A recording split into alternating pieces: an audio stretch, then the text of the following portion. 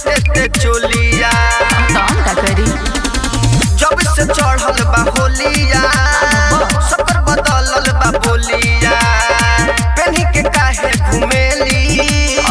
छोटे छोटे ते चोलिया लेके पीछे कारी करे बरियारी सभे रंगवा चुमावल चाहे ठोप ठोप हम कहिया ले घूमे ढोड़ी टोप टोप सभे फगुआ में कहता वे घोप घोप ते त फागुन भरू रहू ढोड़ी टोप टोप न त होलिया में हो जाई घोप घोप फगुआ में कहता वे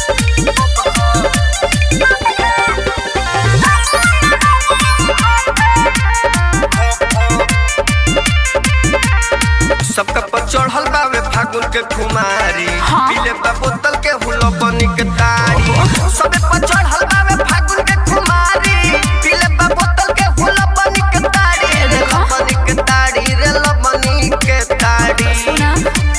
के करा के छेकी के करा के देखी कुछ कहला पको होता वे चुप चुप हम कहिया ले घूमे ढोड़ी टोप टोप सभे फगुआ में कहता वे घोप घोप ते त फागुन भर रहू ढोड़ी टोप टोप न त होलिया में हो जाई घोप घोप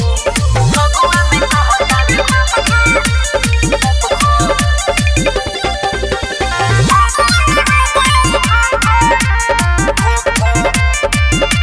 रंग से अंग तोर जाई सिहराई संज शिवानी पूरा दिह ढरकाई रंग से अंग तोर जाई सिहराई संज शिवानी पूरा दिह ढरकाई रे दिह ढरकाई रे दिह ढरकाई हो